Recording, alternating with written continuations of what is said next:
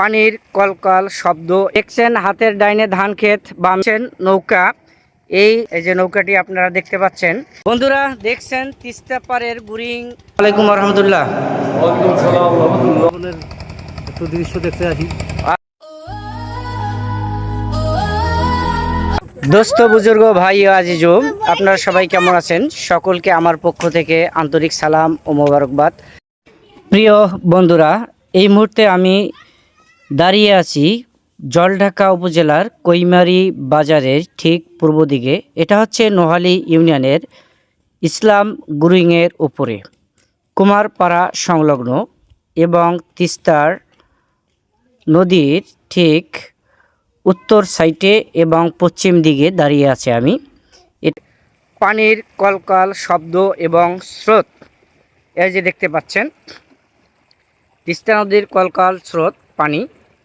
এই যে চোখ যতদূর যায় শুধু তিস্তার পানি।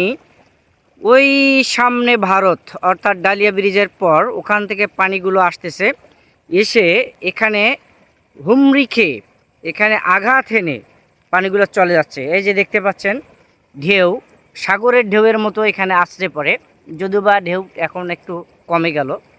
এই যে আপনাদেরকে যদি আমি একটু বিস্তারিত দেখাই, একটা বাঁশঝাড় আছে এবং এই একটা হচ্ছে দৃশ্য। সামনে এক ভাই আছে, যদি তার সাথে একটু পরিচয় হই এবং এই বিষয়ে জানতে চাই তিস্তার পারে জনজীবনের লোকজনের অবস্থা কেমন। আসসালামু আলাইকুম ভাই, কেমন আছেন? ভালো আছেন? আপনার বাসা কি এর আশপাশে?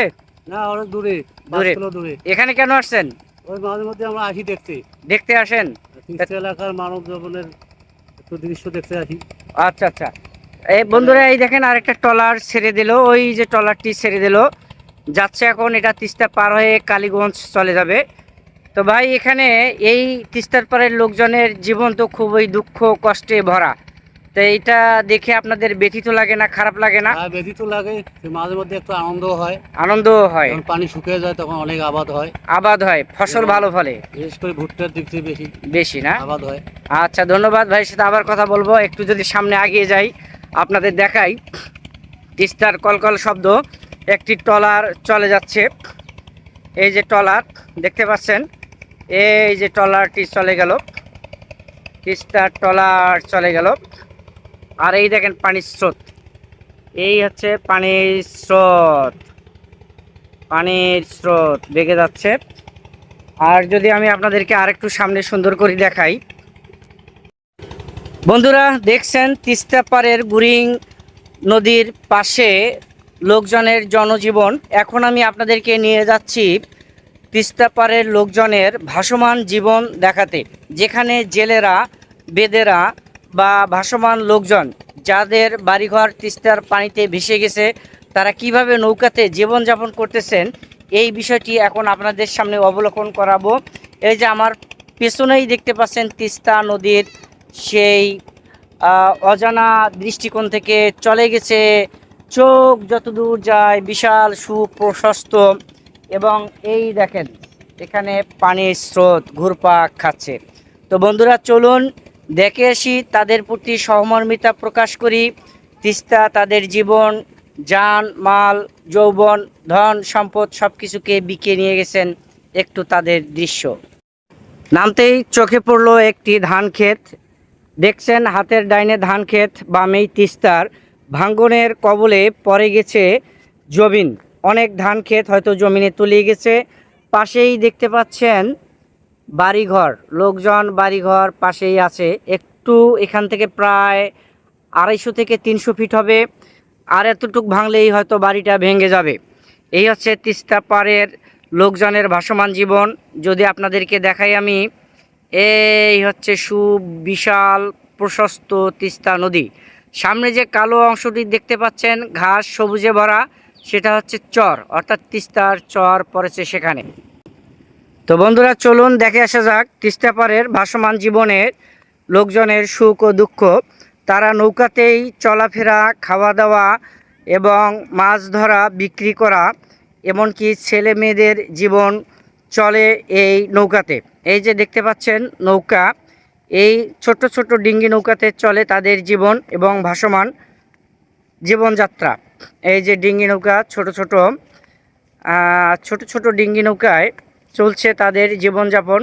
এখানে তারা মাছ ধরেন, বিক্রি করেন, বা নদীতে পানিতে ভরে গেছে তাদের বাড়িঘর, তাই সাইটে এসে বাসা বাঁধে আছেন। এখন হয়তো বা সাইটে কাজকর্ম করতে গেছেন, একটু পর আবার আসবেন। হ্যাঁ, এখানে দেখতে পাচ্ছেন ট্রলার, ছোট ডিঙ্গি নৌকা। এই নৌকাতে মোটর সেট করে, শ্যালো মেশিন সেট করে এখানে যাতায়াত করে ওরা। আরেকটা যদি আপনাদের দেখাই, এখানে একটা নৌকা ট্রলারের জন্য সাজানো হচ্ছে। এই যে নৌকাটি আপনারা দেখতে পাচ্ছেন, অনেক সুন্দর একটা নৌকা সাজানো হচ্ছে।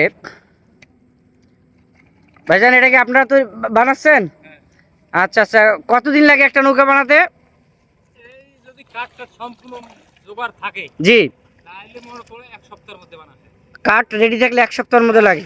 জি জি জি, এদিক থেকেই ছিল, হ্যাঁ হ্যাঁ হ্যাঁ। আমাদের ভাঙি গেছে, আচ্ছা আচ্ছা, তো আপনার পেছনটা ছিল জমা জমি, জমা দিতে হবে, এখন সবটাই ভেঙে গেছে। সবটাই ভেঙে গেছে। দেখলেন, পরিমল দাদার কাছে শুনলেন, উনি এখানকার স্থানীয় এক লোক, আমার পরিচিত।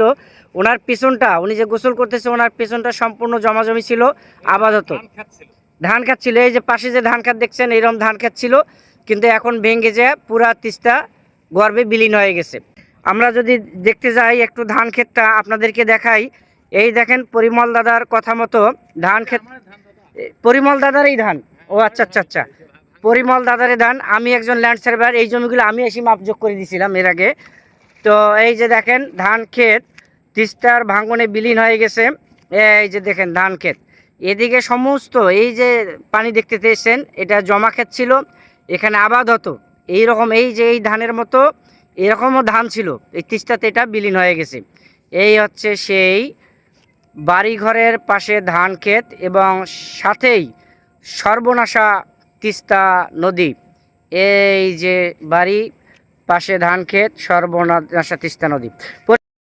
প্রিয় বন্ধুগণ, এটা হচ্ছে রংপুর জেলার গঙ্গাচারা উপজেলার নোহালী ইউনিয়ন সংলগ্ন কুমারপাড়া গ্রাম, পশ্চিম কচুয়া মৌজা। এই প্রত্যন্ত অঞ্চলে রয়েছে সুবিশাল সুন্দর দৃষ্টিনন্দন একটি মসজিদ। চলুন এখন মাগরিবের নামাজ আদায় করা যাক সেই মসজিদে, এবং মুসল্লির সাথে কথা বলা যাক। এই সেই প্রত্যন্ত অঞ্চলে নির্মিত জামে মসজিদ, কুমারপাড়া জামে মসজিদ। আসসালামু আলাইকুম রহমতুল্লাহ। ওয়ালাইকুম সালাম রাহমাতুল্লাহ। কেমন আছেন চাচা? ইনশাআল্লাহ। আচ্ছা, এটা কি আহলে হাদিস মসজিদ? হ্যাঁ, আহলে হাদিস। আচ্ছা, এই মসজিদটা নিজের টাকা দিয়ে তৈরি করছেন না কারো? নিজের টাকা দিয়ে করছেন? মাশাআল্লাহ, এটা তো অনেক বড় মসজিদ করছেন, আল্লাহ আপনাদের করাইছে। আল্লাহ করছেন, হ্যাঁ। আচ্ছা, জাযাকাল্লাহ। এটা কোথায় অবস্থান, এই গ্রামটার নাম কি? পশ্চিম কচুয়া কুমারপাড়া। পশ্চিম কচুয়া কুমারপাড়া। কুমারপাড়া, গঙ্গাচারা, রংপুর, তাই তো? আচ্ছা, এটা সবচেয়ে বড় উদ্যোগ হলো আসের পাড়ার ছেলে রহাব সাহেব পাটোয়ারির ছেলে সে। ইন্তেকাল করেছে। আল্লাহ বাবাজি। তার উপর রহমত করুন। আচ্ছা, জাযাকাল্লাহ। বন্ধুরা, যদি আপনাদেরকে মসজিদটা একটু দেখাই, এই দেখেন অনেক সুন্দর। গ্রামীণ প্রত্যন্ত অঞ্চলে তিস্তা চরের পাশেই এত সুবিশাল সুবিস্তৃত মসজিদটি দেখে আসলেই খুবই ভালো লাগলো, এবং আমি অভিভূত হয়ে গেলাম। সবাই ভালো থাকুন, সুস্থ থাকুন। আজকের ব্লগটি এখানেই শেষ করছি। আল্লাহ হাফেজ।